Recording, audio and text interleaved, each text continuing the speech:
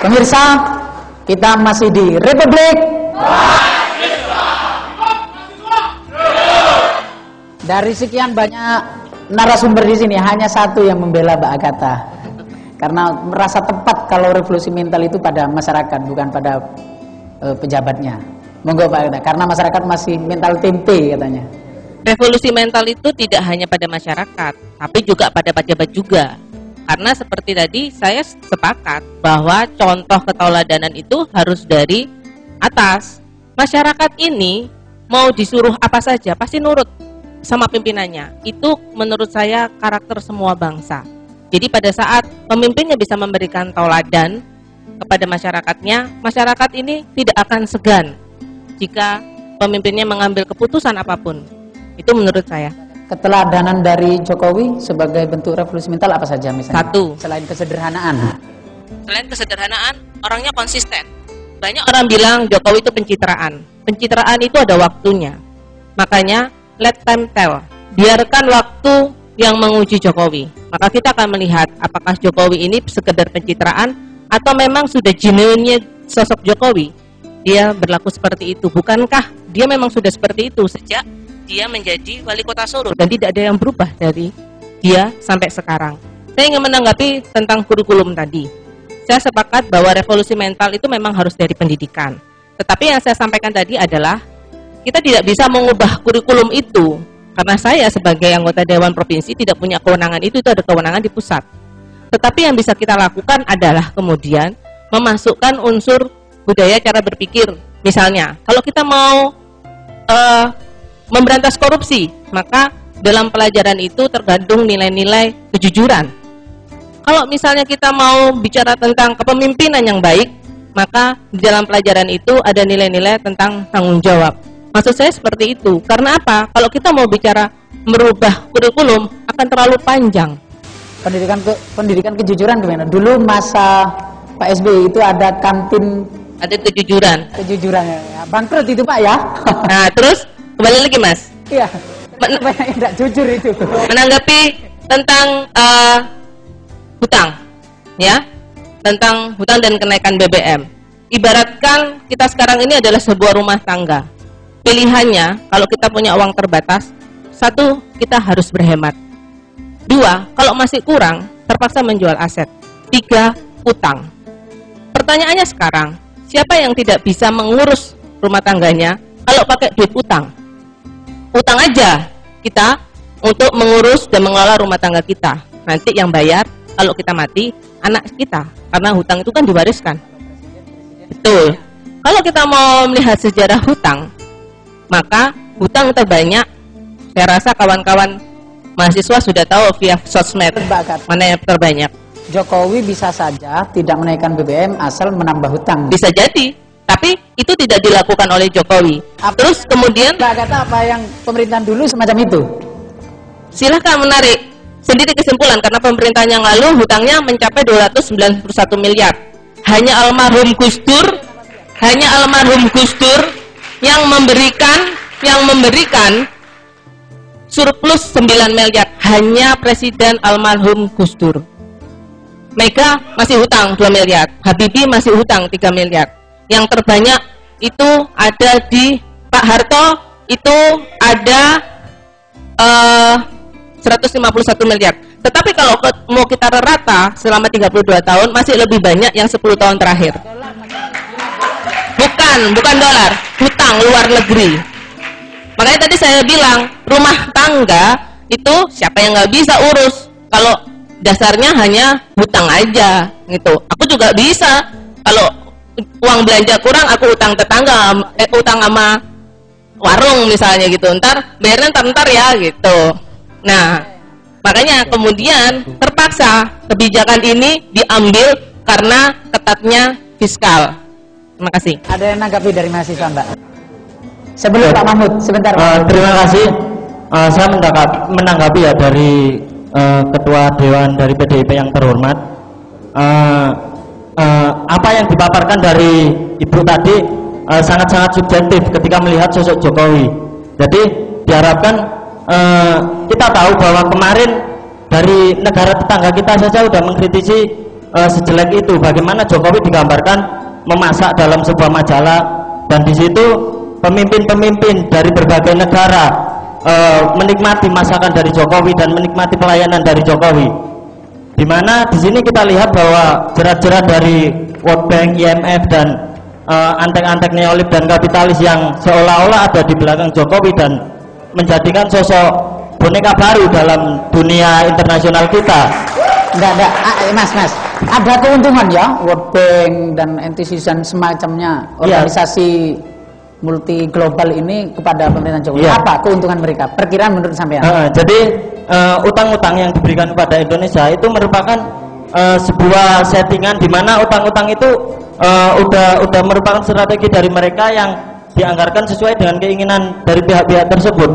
Di mana kita tahu Indonesia merupakan pasar bebas, dan dalam menghadapi masyarakat ekonomi ASEAN 2015, saya rasa BUMN kita pun akan tersingkirkan ketika harga minyak di Pertamina tidak berbanding jauh dengan harga minyak yang ada di Shell, di Petronas, yang nantinya Pertamina sendiri akan hanyut terbawa oleh arus. Saya sedikit bertanya kepada mahasiswa.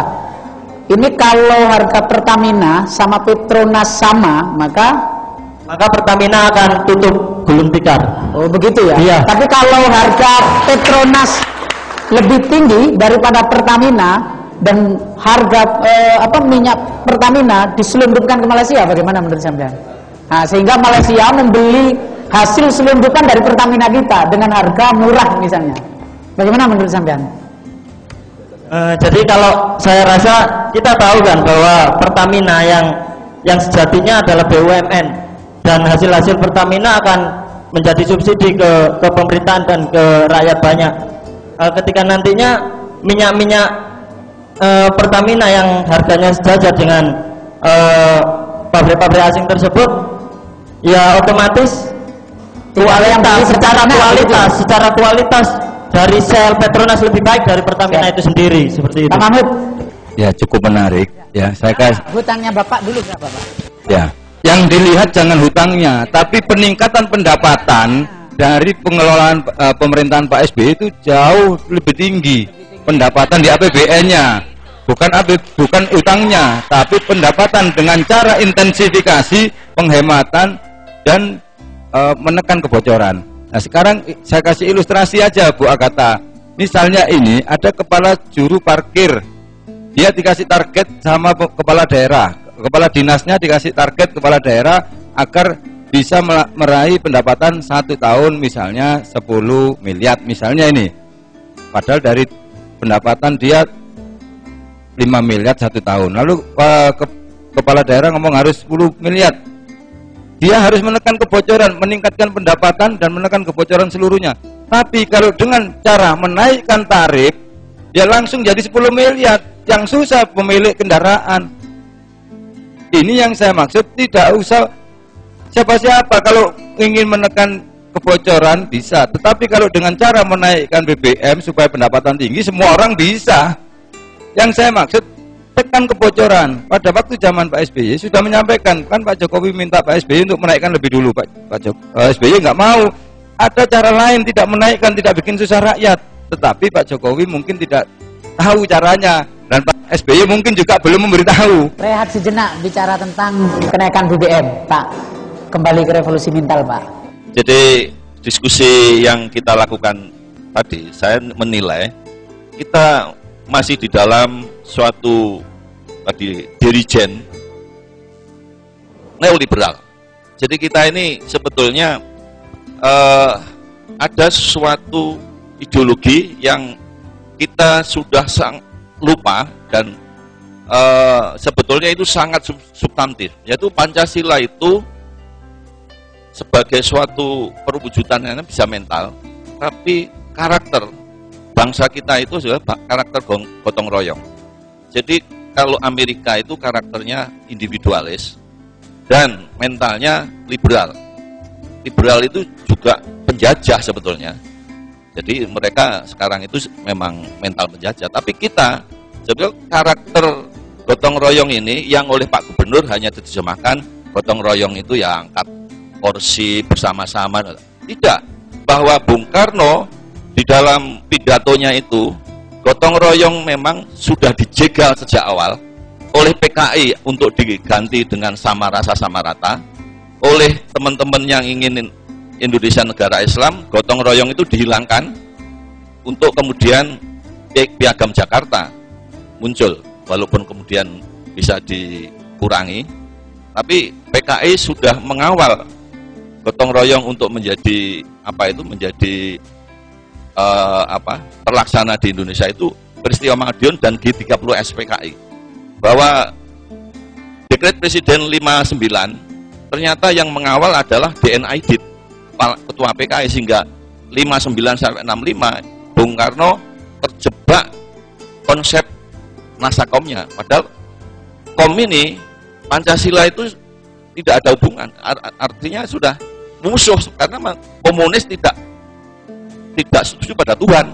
Inilah penjebakan awal sejak 45, 1 Juni itu gotong royong dihilangkan. Padahal dijelaskan kita akan bebas, liberal lah ya ekonominya, tapi kita dalam liberal itu akan terjadi kesenjangan. Nah, Pak Jokowi kan masalah revolusi mental itu adalah adanya kesenjangan dan kemudian juga nilai-nilai kepribadian yang ya terpengaruh liberalisme. Kesenjangan ini bagaimana? Gotong royong sebetulnya. Pengemis-pengemis yang sekarang ini dikejar-kejar PKL yang ini gaya liberal memang sudah. Jadi kalau gotong royong dilaksanakan dengan konsep Bung Karno, yaitu antara kaya tidak kaya, antara Islam dan Kristen, antara bukan Indonesia tulen dan peranaan. Saya kira kalau dengan konsep dari Bu Agatha tadi, yaitu agen perubahan, itulah penataran P4 dulu, ada penatar, nanti pendamping. Siap. Ya. Pak Ajar, habis ini saya ingin mendengar solusi ideologis, misalnya ideologi yang paling mudah dicerna dari Pancasila tersendiri untuk masyarakat itu bagaimana, sekaligus implementasinya baik dalam struktur pemerintahan atau pelajaran di sekolah-sekolah kita itu bagaimana. Tapi jangan dijawab dulu Pak Ajar, setelah jeda berikut ini jangan kemana-mana, tetap di Republik Mahasiswa.